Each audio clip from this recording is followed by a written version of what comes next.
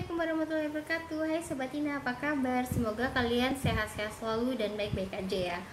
Oh iya, kali ini aku mau bercerita tentang kota Timbuktu, kota dimana yang menjadi tujuan dari Paman Gober mencari harta karun. Nah, kalian tahu nggak sih siapa Paman Gober itu? Penasaran kan? Makanya tonton video aku dari awal sampai akhir, jangan ada yang dipotong biar kalian nggak ketinggalan dari ceritanya. Oke, silahkan disimak video aku ya. Hai, bagi generasi 90-an, nama Timbuktu mungkin akrab di telinga kalian setelah membaca komik Donald Bebek yang berisi petualangan Paman Gober hendak mencari harta karun di Timbuktu. Diceritakan dalam beberapa episode komik Donald Bebek bahwa Paman Gober ingin pergi ke Timbuktu. Tahu kan kalau Paman Gober selalu memburu keuntungan. Timbuktu juga terkesan jauh di ujung dunia, sehingga menjadi tempat melarikan diri para tokoh komik yang sedang mengalami kesialan. Biasanya karakter komik digambarkan sedang kabur menuju jalan yang dilengkapi penunjuk jalan bertuliskan Timbuktu. Benar saja, kota Timbuktu bukan sembarang kota. Timbuktu dibangun dengan lumpur dan emas. Siapa sangka kalau kota ini benar-benar ada, tepatnya di Afrika. Timbuktu berada menjadi bagian di Mali, Afrika Barat. Timbuktu merupakan kota yang menjadi cikal bakal penyebaran Islam pertama di benua Afrika. Gak heran ya jika Timbuktu masuk list situs warisan dunia. Timbuktu didirikan sekitar tahun 1100 Masehi. Kota yang saat ini berpenduduk sekitar 54.000 jiwa itu berada di dekat Sungai Niger di perbatasan selatan Gurun Sahara. Lumpur dari sungai digunakan warga sebagai bahan bangunan, sehingga warna bangunan di sana bisa dibilang seragam, dari putih sampai kecoklatan. Sejarawan mengatakan bahwa ada seorang wanita Tuareg bernama Buktu yang mendirikan pemukiman kecil pada abad ke-11 di Gurun Sahara. Pemukiman ini terletak sekitar 12 km di utara dataran Sungai Niger, sejalan dengan tepi selatan gurun. Tempat itu adalah tempat istirahat dan makan untuk pengembala Tuareg nomaden. Mereka biasa berkeliaran di padang pasir di musim hujan, tapi mereka membutuhkan tempat berlindung di musim panas. Pemukiman Buktu memiliki sumur air tawar. Dengan demikian, tempat ini dikenal sebagai Tin Buktu atau Sumur Buktu. Nama Timbuktu berasal dari bahasa Berber. Bukt artinya jauh. Jika digabungkan dengan Tin, artinya ujung dunia. Dari waktu ke waktu, daerah kecil ini tumbuh menjadi kota Timbuktu yang semarak. Timbuktu berkembang menjadi sangat kaya karena peran kuncinya dalam perdagangan Trans-Sahara dengan komoditas emas, gading, maupun budak, dan garam, serta komoditas lain dari pedagang Tuareg, Mur, dan Fulani. Jika Sahara berfungsi sebagai laut, Timbuktu adalah pelabuhan utamanya. Kota ini juga merupakan kota dalam beberapa kekaisaran. Kerajaan Ghana, Kerajaan Mali dari tahun 1324, dan Kerajaan Songhai dari tahun 1468. Pendudukan kedua dimulai saat kekaisaran menyingkirkan kepemimpinan Tuareg yang telah mendapatkan kekuasaan. Kota ini mencapai kejayaannya pada abad ke-16. Konon pada zaman dulu, Timbuktu digambarkan sebagai kota yang menjanjikan banyak emas.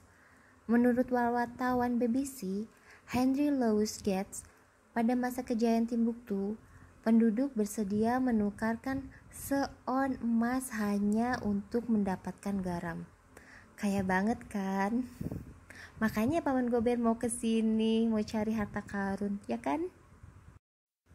Pada masa kepemimpinan Raja Songhai yang mulai mengekspansi kekuasaannya di Sungai Niger, seperti kerajaan Ghana dan Mali yang telah hilang di daerah itu pada abad sebelumnya, Songhai berkembang lebih kuat karena kekuasaannya terhadap rute perdagangan lokal. Timbuktu segera menjadi jantung kekaisaran Songhai. Kota ini menjadi kaya karena banyak pedagang yang berlabuh di Timbuktu.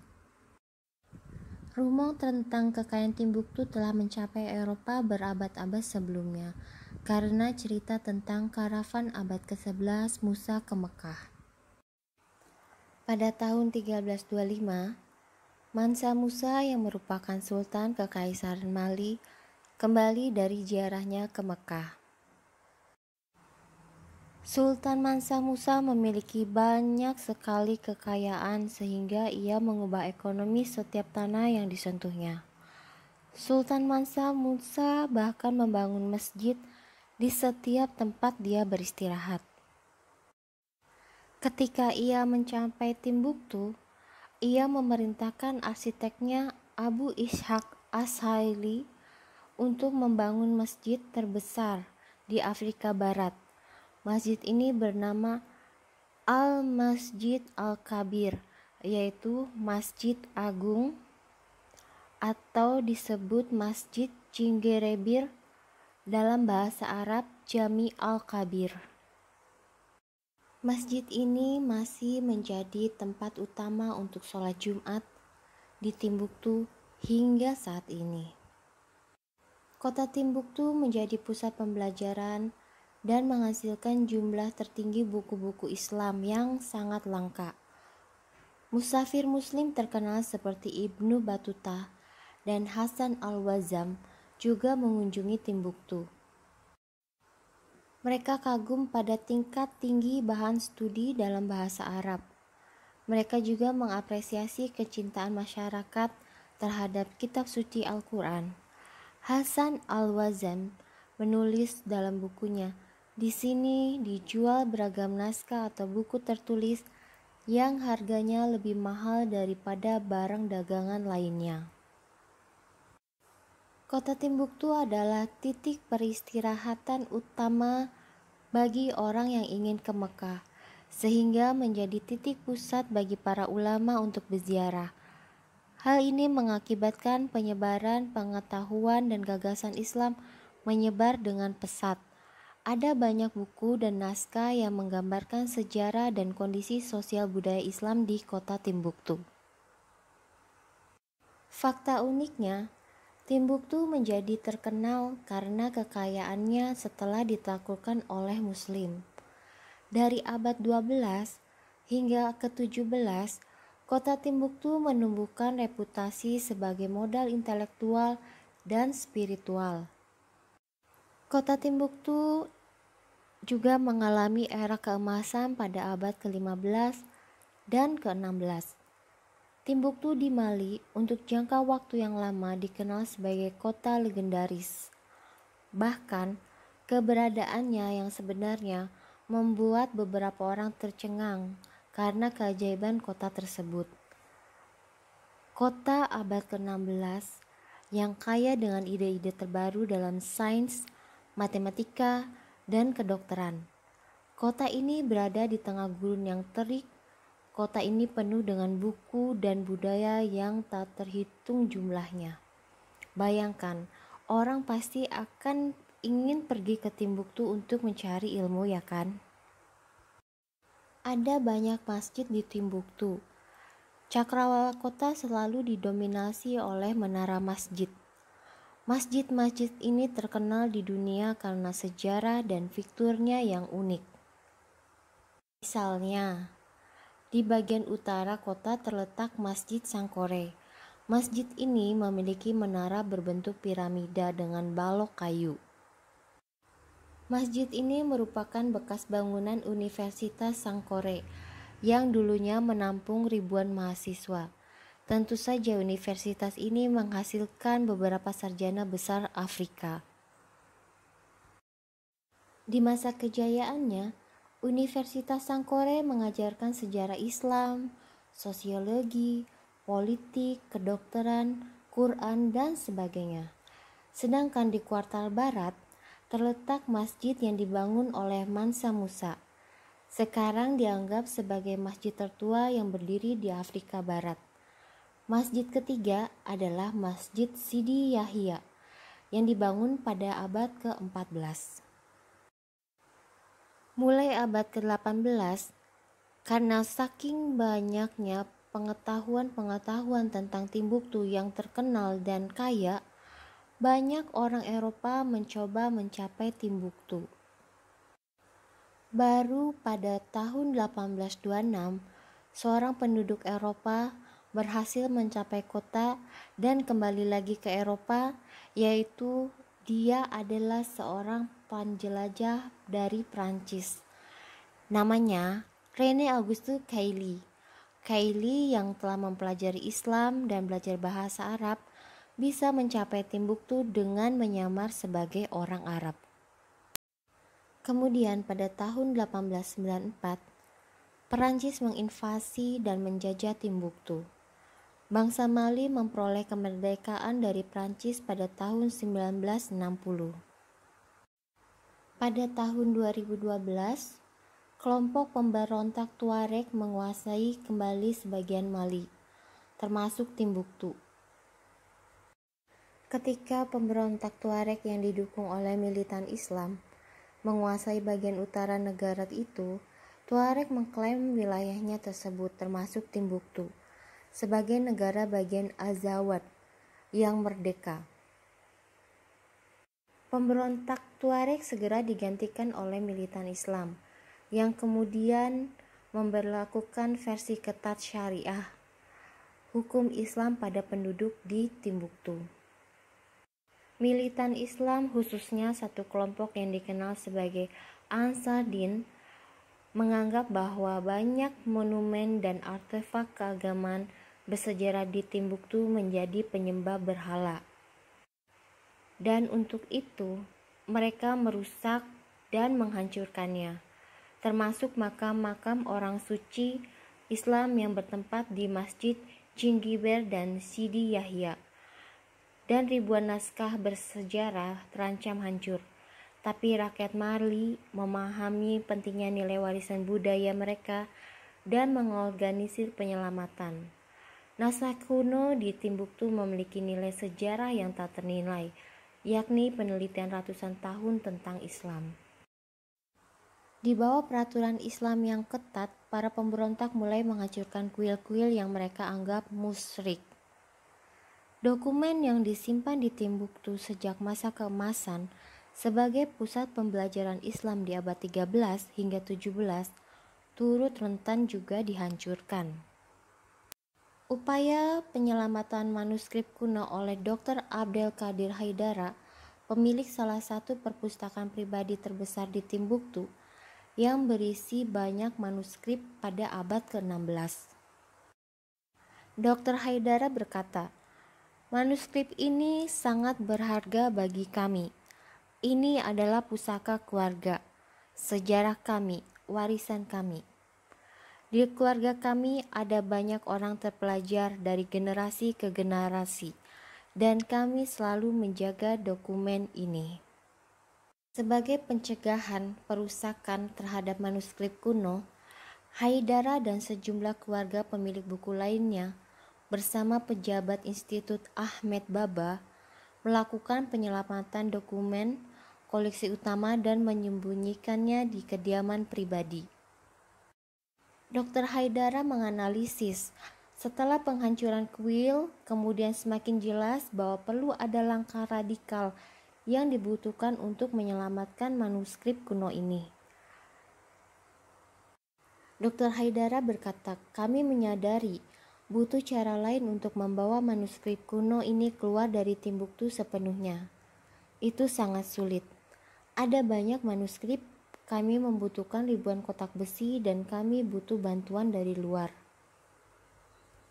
Dengan persetujuan dari 35 keluarga penting, Haidara kemudian mencari pendanaan yang kemudian dia dapatkan dari Yayasan Pangeran Claus di Belanda dan Kementerian Luar Negeri Jerman. Tetapi ada masalah utama lainnya, di mana pemberontak sering melakukan penggeledahan terhadap kendaraan yang meninggalkan Timbuktu, dan jika mereka menemukan naskah kuno itu, maka akan disita kemudian dihancurkan. Itu sangat berbahaya dan beresiko.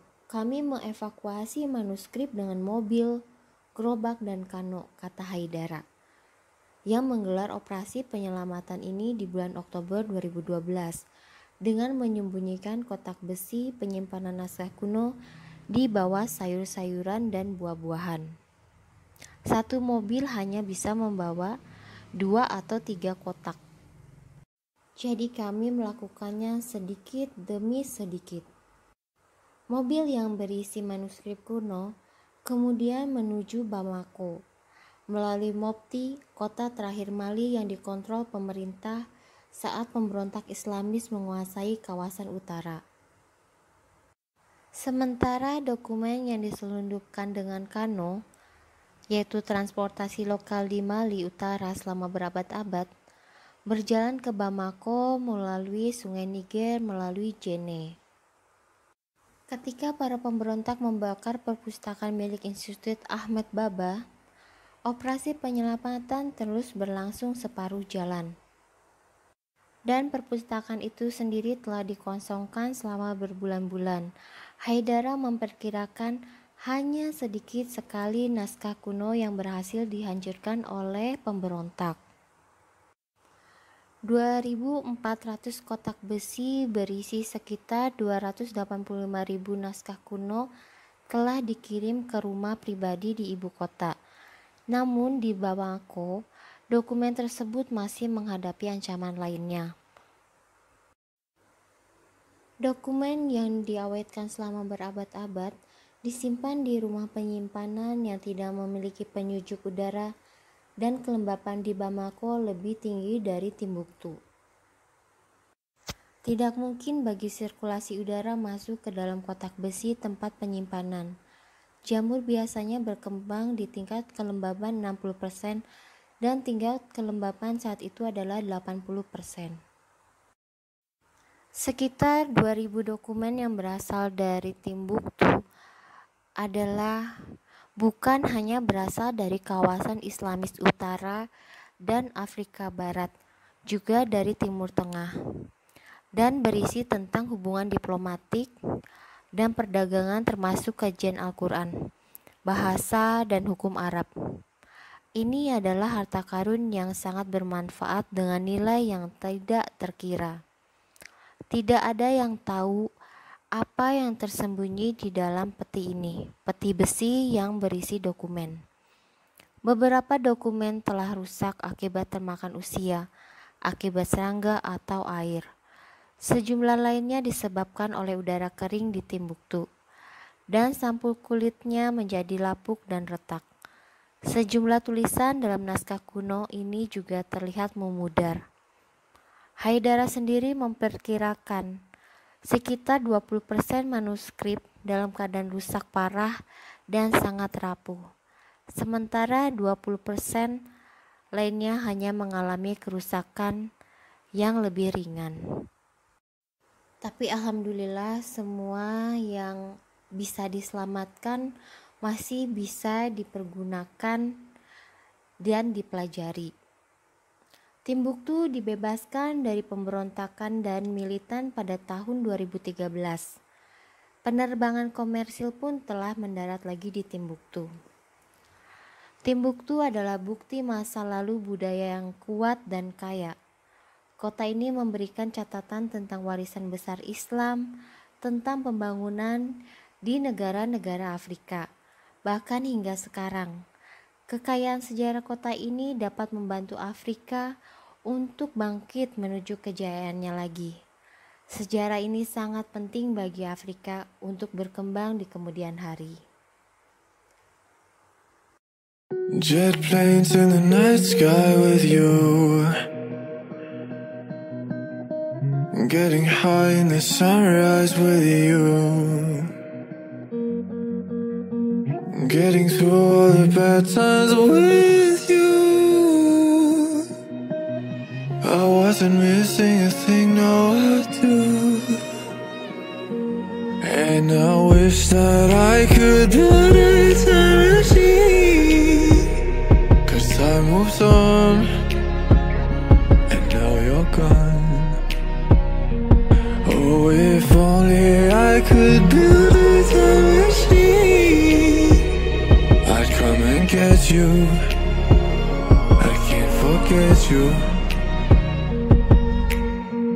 I miss you, I miss you, I miss you all the time.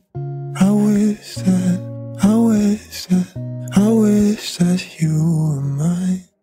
I miss you, I miss you, I miss you all the time.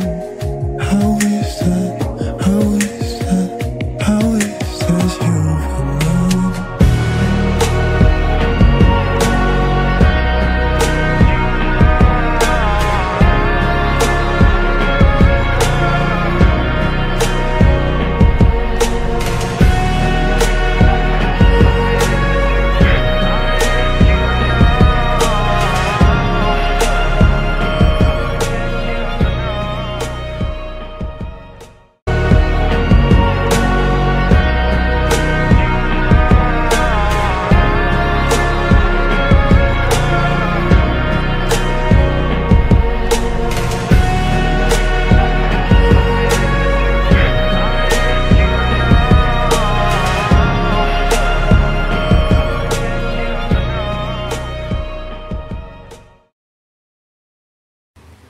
Nah, itu tadi cerita dari kota Timbuktu. Semoga bermanfaat dan kalian suka video aku ya. Untuk kalian yang belum subscribe, jangan lupa di subscribe, like, dan komen. Jangan lupa juga bunyikan loncengnya agar kalian dapat notifikasi di handphone dan kalian gak akan ketinggalan video-video aku selanjutnya. Oke, terima kasih. Wassalamualaikum warahmatullahi wabarakatuh.